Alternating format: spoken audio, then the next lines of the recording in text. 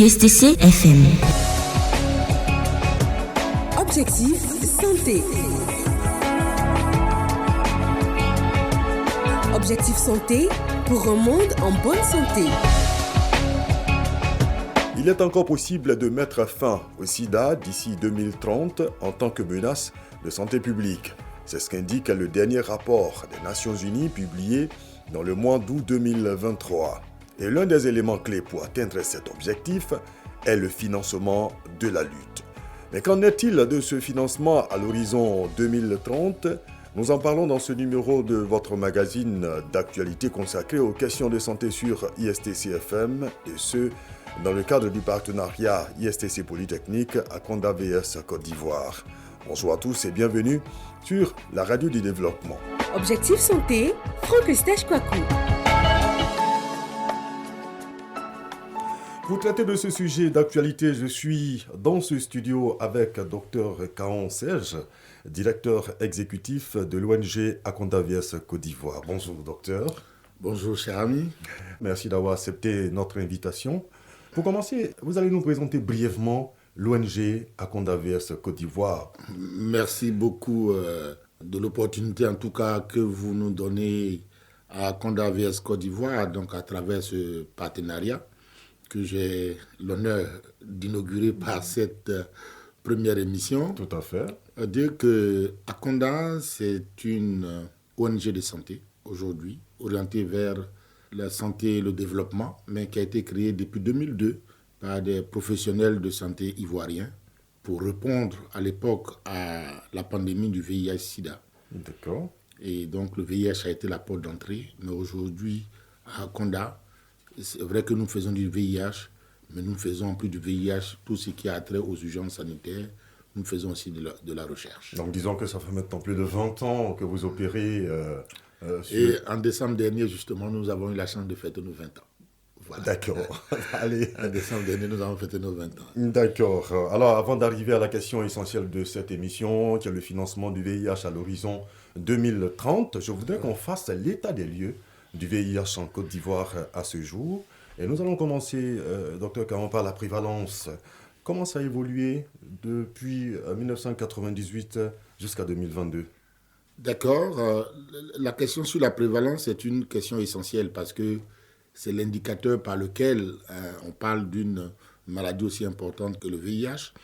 Il faut dire que dans l'évolution de cette prévalence, il y a eu 3 moments. Le premier moment, c'est donc au début des années 98-2000, où nous avions une prévalence qui était à 4 points. Faute de moyens, donc à l'époque, cette prévalence a grimpé pour se retrouver donc au cours des années 2004 à pratiquement 8 à 10%. Mais les effets combinés de traitement, de prévention et de dépistage précoce ont fait que cette prévalence a baissé progressivement pour nous retrouver donc en 2022 à une prévalence qui est à moins de 2%. À moins de 2%. À moins de 2%. Alors, donc... Ça ne veut pas dire que la maladie n'existe plus. D'accord. Ça veut dire que nous travaillons à contrôler la maladie. Voilà. Mais on note que la Côte d'Ivoire a fait d'énormes progrès. D'énormes progrès dont on ne parle pas très souvent, mais des progrès énormes ont été réalisés. Alors, quand on prend un peu cette prévalence par rapport aux autres pays de la sous-région qui nous entoure. C'est vrai que notre prévalence baisse, mais la Côte d'Ivoire, quand même, par rapport aux autres pays de la sous-région, a la prévalence la plus élevée. Et c'est compréhensible à partir du moment où la Côte d'Ivoire est un carrefour. D'accord. C'est un carrefour, et vous comprenez très bien que tous les autres pays de la sous-région se retrouvent ici, donc la prévalence y est élevée. Alors, sur le plan du traitement, comment les choses ont évolué ? Positivement aussi, positivement, parce que nous sommes passés de traitement à l'époque, avant 98, à l'orée de 98, à une monothérapie qui était essentiellement faite à base d'AZT, une molécule que tout le monde connaît. D'accord. Et les recherches se faisant, nous sommes passés en 98 avec l'ONU-SIDA à ce qu'on appelle l'initiative de l'ONU-SIDA en 98, qui a commencé à faire les premiers traitements combinés. Mais c'était des traitements lourds, avec beaucoup d'effets indésirables et qui n'étaient même pas disponibles. Et la recherche ayant évolué, nous sommes donc passés aux alentours de 2000-2004 à des traitements qui se faisaient donc en forme combinée, qui étaient plus efficaces, avec moins d'effets indésirables et avec des prises plus faciles, avec aussi de la disponibilité des traitements pour les enfants. D'accord. Donc aujourd'hui, vous avez des traitements qui se font avec 1 ou 2 comprimés à prendre par jour et avec moins d'effets indésirables. D'accord. Donc le traitement aussi a positivement évolué et pour les enfants et pour les personnes adultes. Mais les efforts se poursuivent pour... Et bien évidemment, les efforts se poursuivent pour peut-être passer à un comprimé qu'on prendrait peut-être, pourquoi pas, une fois par semaine, au lieu de prendre des comprimés tous les jours. Mais les efforts se poursuivent. Et l'une des choses aussi qu'il faut ajouter par rapport à la disponibilité du traitement, c'est le coût qui a accompagné aussi le traitement. D'accord. N'oublions pas que le traitement était payant jusqu'en 2008. Et donc l'État de Côte d'Ivoire, avec les bailleurs, a fait l'effort donc de le rendre gratuit par un arrêté qui a été pris donc en 2008 pour rendre donc les médicaments gratuits en Côte d'Ivoire. Et il continue d'être gratuit. Il continue d'être gratuit et à cela aussi, il faut saluer des pays comme l'Inde et la Chine qui ont travaillé aussi à mettre sur le marché des génériques de très bonne qualité. Et tous ces efforts-là ont concouru donc à baisser le coût donc, du traitement. Aujourd'hui, donc, on a des traitements de très bonne qualité, moins toxiques, efficaces et à un coût abordable. Un autre volet, c'est la prévention. La prévention. Oui. Est-ce qu'il y a eu de l'évolution à ce niveau également, Dr Caron? Oui. Aujourd'hui, si vous avez des programmes solides, c'est parce qu'il y a eu des programmes aussi de prévention qui se sont mis en place. Et lorsque vous parlez de prévention, il faut parler donc de dépistage assez précoce. Avant, les premiers tests que nous avions, c'était des tests ELISA, des tests immunologiques. Moi, je me rappelle le premier test que j'ai dû faire, j'étais encore étudiant, il a fallu attendre 21 jours pour avoir le résultat. Ah bon? 21 jours à l'époque. Ça, c'était au début de la pandémie. Je vous parle de 95-96. D'accord. Au début de la pandémie. Voilà. Donc, les tests n'étaient pas disponibles. Aujourd'hui, vous avez des tests rapides. À la minute où vous faites le dépistage, vous avez donc le test. Et aujourd'hui, nous parlons de prévention combinée. Alors qu'à l'époque, vous n'avez que les préservatifs qui étaient le seul modèle de protection que vous aviez. Aujourd'hui, avec le dépistage qui se fait rapidement, vous avez aussi les préservatifs qui sont mis à disposition. Vous avez des stratégies de prévention qu'on appelle la PrEP. Vous avez aussi le traitement lui-même qui est devenu une forme de prévention. Parce que ce qu'il faut dire, et ce qui nous a permis d'être connus par la littérature scientifique, lorsque vous êtes sous traitement, que vous prenez votre traitement correctement, un traitement optimal, au bout de 6 mois, vous avez ce qu'on appelle une charge virale qui est indétectable. Et lorsque vous avez une charge virale qui est indétectable, vous ne transmettez plus le virus. Ah bon? Oui, ça c'est l'innovation. D'accord. Et est-ce qu'on a aujourd'hui ces tests de dépistage disponibles tout est disponible, un peu partout? Tout est disponible, heureusement en Côte d'Ivoire. C'est pour ça que vous voyez tous ces bons indicateurs qui nous parlent. C'est parce que tout cela est disponible aujourd'hui en Côte d'Ivoire, grâce à l'appui donc, de l'État de Côte d'Ivoire lui-même, mais aussi aux partenaires techniques et financiers qui nous appuient dans cette lutte-là. D'accord. En termes de charge virale, vous en avez fait 4 tout à l'heure. Oui. Est-ce que ça se fait un peu partout aujourd'hui en Côte d'Ivoire? Je vais dire en dehors du centre CEPREF. Oui, bien sûr. Alors, comme je vous dis, en matière de lutte contre le sida, il y a eu beaucoup d'évolutions. À l'époque, le seul marqueur biologique que nous avions pour témoigner de l'efficacité d'un traitement, mais qui était, on va dire, qui était un marqueur biologique proxy, parce qu'il ne témoignait pas directement, mais il témoignait indirectement. C'était le CD4, qui était un marqueur immunologique. Mais quand vous testez l'immunité, vous ne voyez pas le nombre de virus qu'il y a dans le corps. Et donc, il a fallu passer de toute cette phase de transition de marqueurs biologiques, des CD4 immunologiques, à toute la panoplie virologique qui était la charge virale. Ça coûtait cher en termes de déploiement, de formation, de mise en place des plateformes et tout cela. Aujourd'hui, pratiquement dans l'ensemble des régions de Côte d'Ivoire, en fonction du nombre de malades, nous avons les laboratoires qu'il faut et les plateformes qu'il faut pour disposer de la charge virale. Pour vous dire qu'au niveau des résultats d'Aconda, par exemple, nous avons fini l'année fiscale dernière avec 94% de couverture. C'est-à-dire que sur l'ensemble des plus de 50 000 malades que nous avions, nous avons pu offrir la charge virale à 94% de nos malades. Et cette population-là a une suppression virale de 94%. C'est à saluer.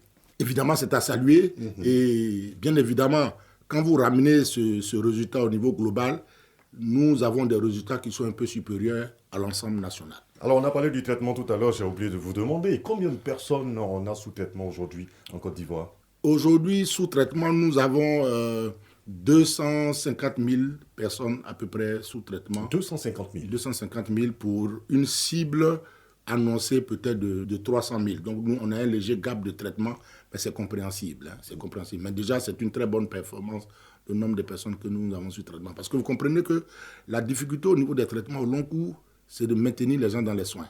Parce que quand vous prenez un traitement pendant 1 an, 2 ans, 3 ans, 4 ans, 5 ans, ça ne devient plus très, très évident. Bien sûr. Donc, tout le challenge après, c'est de dépister, de mettre sous traitement, mais de les retenir dans le soin.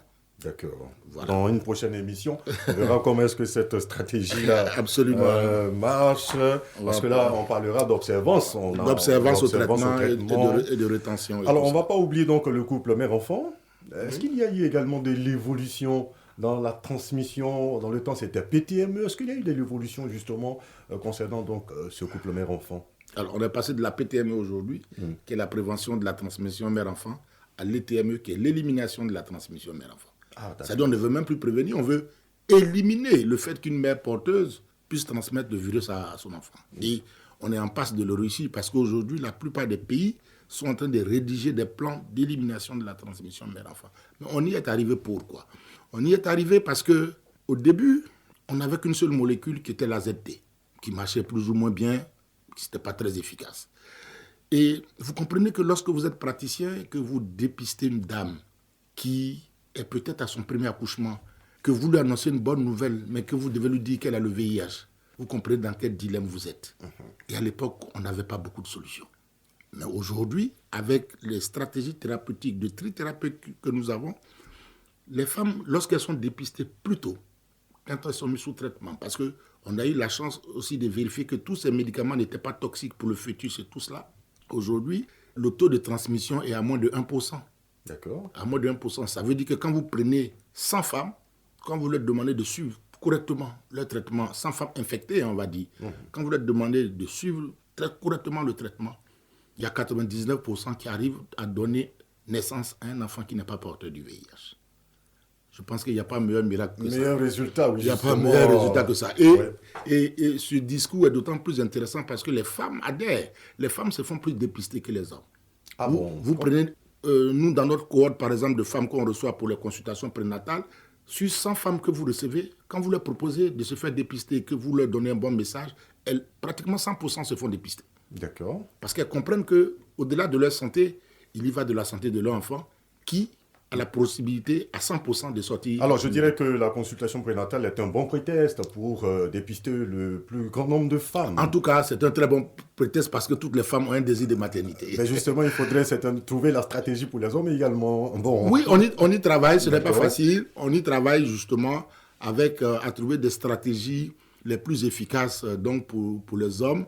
Je pense que c'est des choses dont on discute de plus en plus. C'est un peu aujourd'hui l'un des gaps de notre programme en Côte d'Ivoire, mais c'est des choses sur lesquelles on travaille. Alors, sur la question de l'état des lieux, est-ce qu'il y a quelque chose que vous souhaiteriez ajouter, Dr Caron?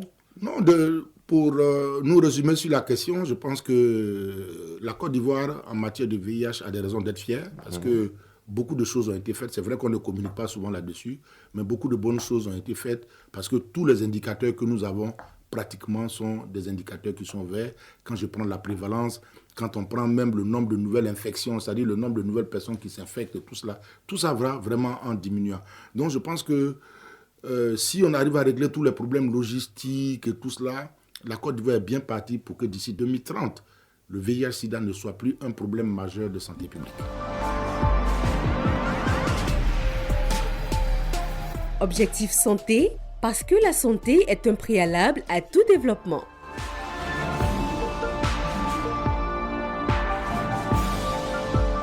Alors, nous allons aborder à présent la question essentielle de cette émission, je le dis, c'est le financement de la lutte contre le sida. Alors, d'abord, quels sont les partenaires qui ont soutenu la lutte contre le VIH-Sida en Côte d'Ivoire de, je dirais, 1998 jusqu'à 2022? Pour le financement, tel que je l'ai expliqué, comme pour la prévention et le traitement, il y a des périodes.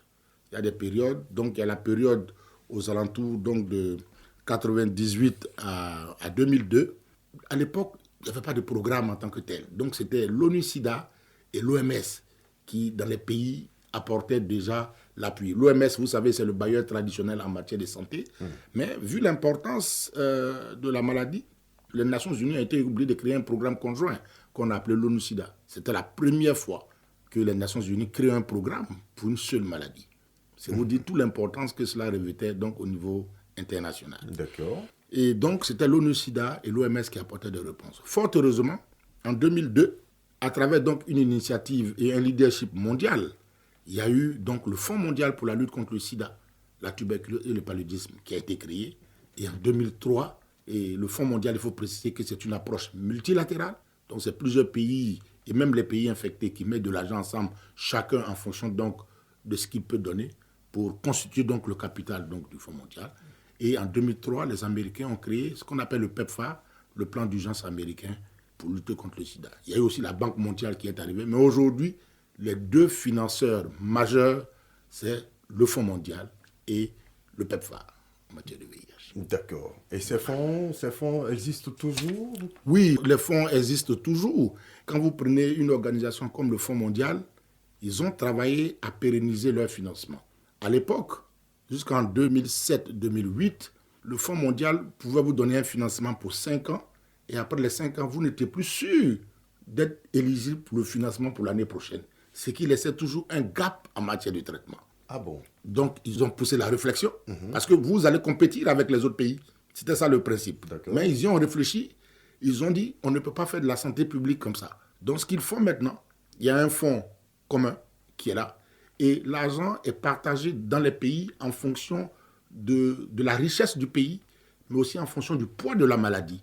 Je vous donne un exemple. Le Fonds mondial, par exemple, dit, puisque les financements se font dans des cycles de 3 ans, et le prochain cycle qui va débuter pour la Côte d'Ivoire, il va commencer en 2024 pour finir en 2026.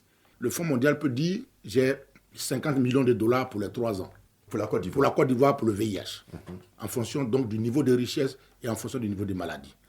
Avec les 50 millions, vous trouvez comment les dépenser pour les 3 ans.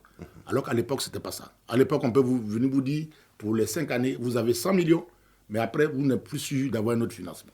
Voilà. Donc, c'était un peu ça la difficulté. Et le Fonds mondial a travaillé à rendre périn. Donc, pour dire qu'au niveau du Fonds mondial, les financements sont disponibles. Au niveau du PEPFAR aussi, les financements sont disponibles, en tout cas pour l'horizon jusqu'en 2028. Mais vous comprenez très bien que la vision avec le PEPFAR, un plan d'urgence qui a duré 20 ans, moi, en tant que spécialiste de la santé publique, c'est la première fois que je vois une urgence qui dure 20 ans. Ah, vraiment, hein? Normalement, une urgence, après 5-10 ans, ne doit plus être une urgence. On doit passer dans un programme normal. Donc, le PEPFAR aussi est en train de travailler justement à passer de la phase d'urgence à passer à une phase de stabilisation, tout en continuant de financer. Est-ce que cela ne s'explique pas par le fait que l'ONU-SIDA, le programme convent des Nations Unies, se fixe donc l'objectif d'éliminer le VIH à l'horizon 2030? Il faut donc maintenir ces fonds, vous ne pensez pas, docteur? Oui, bien évidemment, il faut maintenir les fonds, mais pas à ce niveau de financement. D'accord. Parce que si vous prenez le PEPFAR, c'est depuis près de 20 ans, c'est au moins 100 milliards de dollars qui ont été investis en 20 ans pour la lutte contre le VIH seulement. 100 milliards de dollars sur 20 ans. Wow, c'est beaucoup. Vous voyez un peu le niveau de financement. Voilà. Donc, je pense que ce à quoi il faut travailler, c'est d'amener donc les pays à baisser leur niveau de prévalence et que les financements qui sont là soient des financements pour stabiliser, pour éviter justement qu'on ait un rebond épidémiologique. D'accord. Voilà. Alors, cela nous amène à parler justement de transition et pérennisation. D'accord. Alors, qu'est-ce qu'il faut comprendre donc par transition et pérennisation, docteur? D'accord. Alors, ce qu'il faut comprendre donc par le principe de transition, une transition, c'est un processus par lequel un pays ou une composante dans le pays s'oriente vers la mise en œuvre et le financement complet de ses programmes en s'affranchissant donc du soutien d'un bailleur, mais tout en maintenant donc les acquis de la pérennisation. En termes simples. En termes simples. C'est-à-dire que le pays doit pouvoir s'apprêter à faire en sorte que, de façon progressive, il prend lui-même la capacité de pouvoir intervenir, même si le bailleur se retire, de sorte qu'il puisse continuer. D'accord. De faire en sorte que la maladie pour laquelle il est en train de faire ce processus de transition et de pérennisation, parce que je dis la transition et la pérennisation, c'est des termes qui ont pratiquement les mêmes limites, parce que la transition est un processus et la pérennisation, c'est la phase achevée de la transition. Parce que quand vous avez conduit une bonne transition, vous arrivez donc à la pérennisation. Ça veut dire que dans la pérennisation, le bailleur s'est retiré, il est parti, ou bien il maintient un niveau de financement minimum, mais vous devez pouvoir continuer de maintenir la maladie pour qu'elle ne devienne pas un problème de santé publique. C'est-à-dire maintenir la lutte. La lutte, voilà. C'est-à-dire à partir de 2030, par exemple, si le Fonds mondial, au lieu de donner 100 millions de dollars par an à la Côte d'Ivoire, donne 5 millions de dollars, et le PEPFAR donne peut-être, je dis, c'est des images, donne 10 millions de dollars, l'État devrait s'arranger de sorte que son financement qu'il apporte, lui, fasse en sorte que la prévalence n'augmente pas, que le nombre de nouvelles infections n'augmente pas. Vous comprenez bien que la transmission mère-enfant n'augmente pas et tout cela. Donc voilà un peu ce qu'on attend par le principe de transition et donc de pérennisation. Et cela est d'autant plus important que la transition, c'est un processus qui se prépare avec le pays. Parce que très souvent, pour certaines choses, on a fait des transitions sans les pays. D'accord. Donc c'est des processus pour lesquels la Côte d'Ivoire devait prendre le leadership et s'engager. Parce que dans tous les cas, in fine, les malades, c'est les malades ivoiriens. Est-ce que vous y avez déjà pensé? Si. Je pense que la question a été mise sur la table il y a 2 mois. Et nous étions justement à l'ambassade des États-Unis pour commencer à faire ce qu'on appelle un brainstorming. C'est-à-dire, on s'est réunis en toutes les parties prenantes. L'État de Côte d'Ivoire y était, tout le monde y était. Et on a commencé à faire germer des idées. Et il y a une feuille de route, justement, qui va nous être proposée donc par le bailleur principal qui, lui, sait ce qu'il veut. Mais c'est ensemble que nous devons construire cette feuille de route-là pour que d'ici 2028 déjà, la Côte d'Ivoire puisse être prête à se préparer pour 2030. Alors, lorsqu'on prend aujourd'hui les bailleurs qui sont présents avec vous en tant qu'ONG, Akonda, si aujourd'hui ces partenaires, ces bailleurs-là ne sont plus là, est-ce que vous êtes préparés pour cette phase de transition?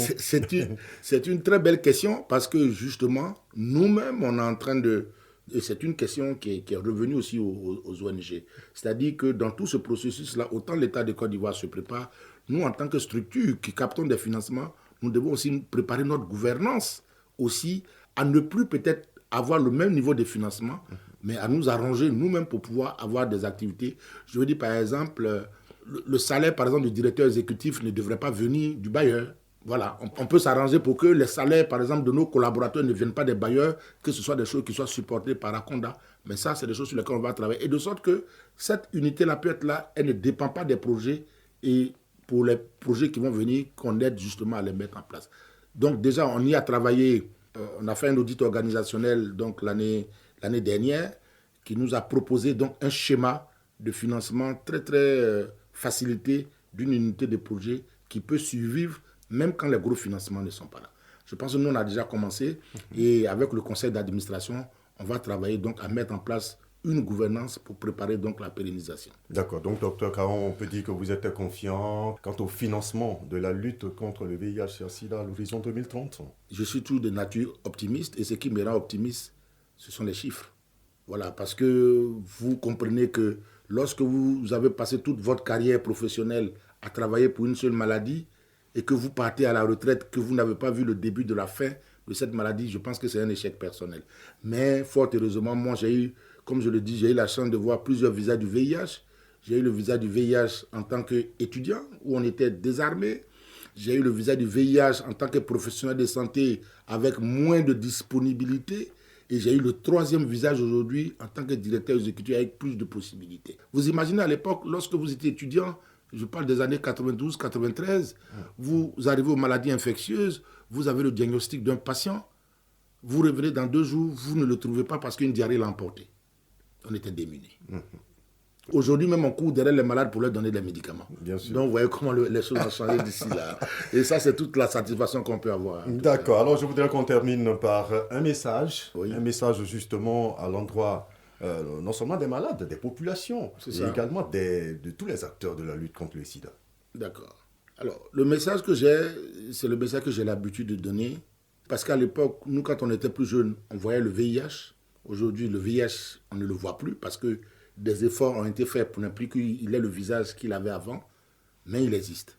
Il existe. Donc, il faut continuer de ne pas baisser de vigilance. Et l'un des moyens essentiels pour ne pas baisser la vigilance, c'est de se faire dépister. Et sur cet indicateur-là, la Côte d'Ivoire n'est pas encore performante, surtout au niveau des hommes. Surtout au niveau des hommes. Les femmes, on arrive à les rattraper à cause de leur consultation prénatale, mais les hommes, ils sont assez mobiles, on n'arrive pas à les dépister. Et donc, vraiment, ma foi, c'est...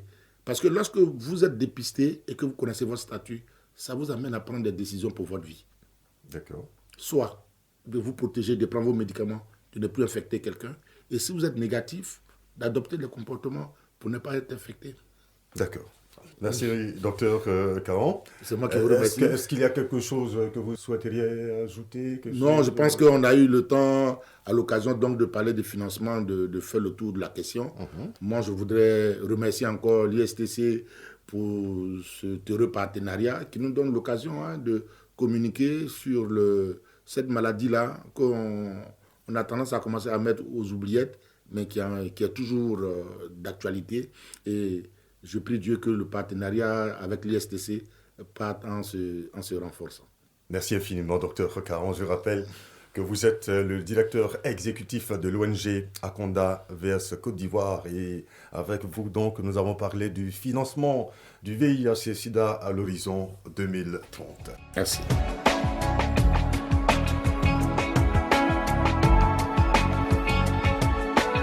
C'est maintenant la fin de ce numéro d'Objectif Santé produit et réalisé par Eustache Kouakou, mise en onde de Jean-Luc Adam. Merci à tous de l'avoir suivi et rendez-vous très bientôt sur ISTC FM pour un autre numéro. D'ici là, portez-vous bien.